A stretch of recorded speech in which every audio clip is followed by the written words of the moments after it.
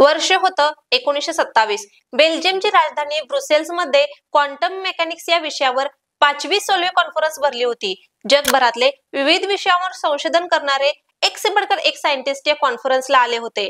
याच वेळी एक असा फोटो काढला गेला जो इतिहासातला सर्वात पॉवरफुल आणि सर्वात आयकॉनिक फोटो म्हणून गणला गेला. हा स्क्रीनवर तुम्ही जो फोटो पाहताय तोच हा फोटो. यामध्ये सगळे सायंटिस्ट आहेत आणि यातले 29 जण नोबेल अवॉर्ड आहे. Albert Einstein, Erwin Schrodinger, Werner Heisenberg, Paul Dirac, Niels Bohr, Max Planck असे विज्ञान क्षेत्रातले मातबर यात होते. या 29 जणांमध्ये एकमेव महिला अशी होती जिने क्रांतिकारी शोध लावला आणि आज जगातला प्रत्येक कॅन्सर रुग्ण तिने तयार केलेल्या गोष्टींमुळे उपचार घेतोय. तिचं नाव होतं मेरी क्युरी. मूळ नाव मान्य स्कोल्डोस्का. एक काळ असा होता की विज्ञान क्षेत्रात पुरुषसत्ताक पद्धत होती. महिला संशोधन करू शकत नाहीत असा समज होता. मात्र हा बॅरियर मोडून ती या क्षेत्रात उतरली.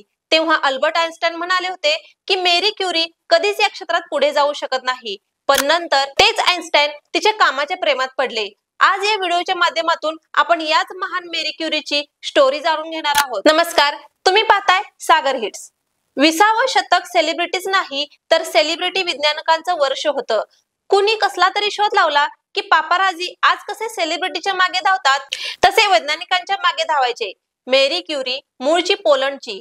लहान असताना आई टीबीने मरण पावली. मेरीला शिकायची प्रचंड आवड होती, त्यामुळे छोटी मोठी कामं तिने सुरू केली होती. आपली बहीण ब्रोनिया सोबत कसंबसं शिक्षण पूर्ण करून ती पॅरिसला गेली.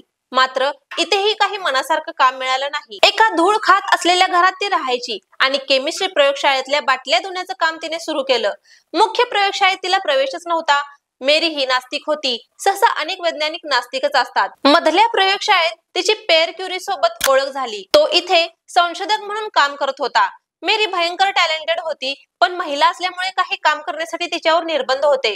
पण पेरने तिच्या कामाची चुणूक ओळखली. दोघांमध्ये प्रेम झालं, नंतर लग्न झालं आणि त्यानंतर तिला तिचं दुसरं नाव मिळालं, ते म्हणजे मेरी क्युरी. पेरने तिच्या संशोधनात भर घातली, तिला खूप गोष्टी शिकवल्या. याच वेळी त्यांना कळलं की हेनरी बेकरेल नावाच्या वैज्ञानिकाला एक गोष्ट आढळली होती. युरेनियमच्या क्षारांमधून सूर्यप्रकाश न शोषता सुद्धा कसलं तरी रेडिएशन बाहेर पडतंय असं त्याला कळालं होतं. त्यांनी याचा शोध घेण्यासाठी मेरी आणि पेरची मदत घेतली होती आणि इथेच आयुष्यातल्या एका प्रचंड प्रयोगाची सुरुवात झाली होती. युरेनियम ऑक्साईडचे क्षार उकळून त्याचं शुद्धीकरण करायला दोघांनी सुरुवात केली. केमिस्ट्रीचे प्रयोग अनेक रोगांनाही आमंत्रण देतात, त्यामुळे यातच मेरीला निमोनिया झाला होता. पण पेरने प्रयोग सुरूच ठेवला. घुसमट त्रास होत असतानाही दोघांनीही हा कठीण प्रयोग प्रत्येक महिने सुरूच ठेवला. 2 वर्ष त्या मूलद्रव्यात ढवळाढवळ केल्यानंतर त्यांना एक पदार्थ तयार झालेला मिळाला. त्याचं नाव त्यांनी आपल्या पोलंड देशावरनं ठेवलं, म्हणजेच पोलोनियम. या पोलोनियमचा वापर स्पेस इक्विपमेंटच्या हीट सोर्स मध्ये केला जातो. पोलोनियम शोधल्यानंतरही दोघे स्वस्थ बसले नाहीत, तर त्या नवीन मूलद्रव्याचं प्युरिफिकेशन करत राहिले. रात्रंदिवस परिश्रम केल्यानंतर त्यांना आणखी एक भन्नाट गोष्ट सापडली, ती म्हणजे रेडियम. रेडियम हे भयंकर विचित्र आणि किरणोत्सर्गीय होतं. म्हणजे त्याला एखाद्या कागदात बांधलं तरी ते जाळून टाकत होतं. ते कोणत्याही गोष्टीला नष्ट करू शकत होतं. त्यात हा रेडियम जंतू सुद्धा मारत होता. जर हे नवीन मूलद्रव्य जंतू मारू शकतं तर निश्चितच ते कॅन्सरचे सेल्स देखील मारू शकतं आणि तसंच झालं. पण याच्या अतिवापरामुळे कॅन्सर सुद्धा होऊ शकत होता. आधी तर क्युरी जोडप्याची जगभर प्रशंसा झाली. त्यात अनेकांनी त्यांना नवीन शोधाचा पेटंट घेण्याचं सुचवलं. मात्र यावर मेरी म्हणाली की माझ्या संशोधनाचा वापर मानवतेसाठी आणि प्रेमासाठी व्हावा, पैशासाठी नाही. या रेडियम मधून सतत ऊर्जा बाहेर पडत होती. त्याचा शोध घेण्याच्या नादात आइन्स्टाईन प्रसिद्ध समीकरण mc² जगासमोर मांडलं आणि यानंतर इतिहासातली आणखी एक क्रांतिकारी गोष्ट सर्वांसमोर आली, ती म्हणजे रेडिओ ऍक्टिव्हिटी.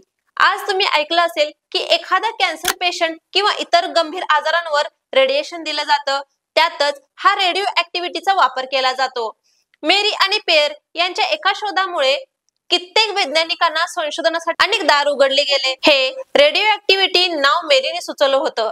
याचा जगभर गाजावाजा झाला. पेर मेरी बेकरेल यांना 1903 साली नोबेल पुरस्कार मिळाला. मेरी क्युरी नोबेल पुरस्कार जिंकणारी पहिलीच महिला ठरली.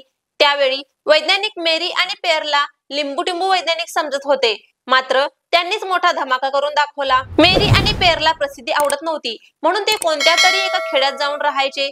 सतत रेडिओ ऍक्टिव्हिटीच्या जवळ राहत असल्यामुळे पेयरच्या प्रकृतीवरही परिणाम झाला होता. 1906 साली एका ऍक्सिडेंट मध्ये तो मरण पावला. यानंतर मेरी प्रचंड डिप्रेशन मध्ये राहायला लागली, पण तिने स्वतःला सावरलं आणि विविध प्रयोग सुरूच ठेवले. पेयरच्या निधनानंतर तिला 1911 साली दुसरा नोबेल पुरस्कार मिळाला. पोलोनियम, रेडियम, रेडिओ ऍक्टिव्हिटी आणि बरंच काही. मेरीने पॅरिसमध्ये रेडियम इन्स्टिट्यूटची स्थापना केली होती. पहिल्या महायुद्धात सैन्यासाठी रेडियम थेरपीची खूप मदत मिळाली होती आणि तिने या क्षेत्रात आपलं वजन इतकं वाढवलं होतं की आईन्स्टाईन सारखा माणूस सुद्धा तिच्या कामाची प्रशंसा करायला लागला. पण तिला मिळणाऱ्या मान सन्मानाचं बिलकुल कौतुक नव्हतं. कित्येक पुरस्कार तिने चक्क फेकून दिले होते. पोलंड आणि फ्रान्समध्ये तिची प्रसिद्धी इतकी वाढली होती की तिथल्या नोटांवर तिचा चेहरा झळकला. आपण करत असलेले प्रयोग धोकादायक आहेत हे मेरीला माहित होतं, तरीही ती आपल्या कामाप्रती प्रामाणिक होती. कित्येक रेडिओ ऍक्टिव्ह पदार्थ तिच्या पलंगावर पडलेले असायचे आणि शेवटी व्हायचं तेच झालं. तिला रेडिएशनच्या अतिवापरामुळे मोतीबिंदू झाला होता आणि नंतर ल्युकेमिया झाला. अखेर 4 जुलै 1934 रोजी तिने जीव सोडला. त्यावेळी तिचं वय होतं 66.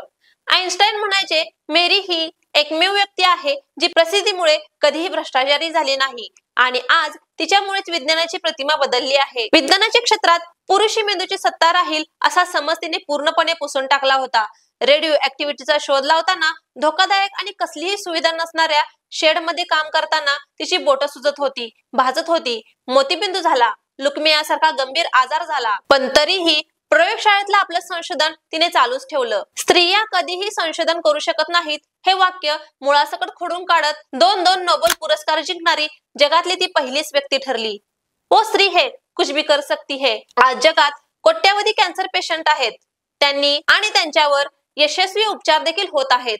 याचं श्रेय दिवस रात्र एक करून रेडिओ ऍक्टिव्हिटीचा शोध लावणाऱ्या मेरी क्युरीला जातं. तिच्यामुळे आज लहान मुलांपासून ते वृद्धांपर्यंत सगळ्यांवर रेडिएशन उपचार होत आहे. तिचं निधन होऊन आज 91 वर्ष झाली, पण आजही कुठेतरी रेडिओ ऍक्टिव्हिटीच्या माध्यमातून जिवंतच आहे. विज्ञान क्षेत्रातील अशीच नवनवीन माहिती जाणून घेण्यासाठी सागर हिट्सला लाईक, शेअर आणि सबस्क्राईब करायला विसरू नका.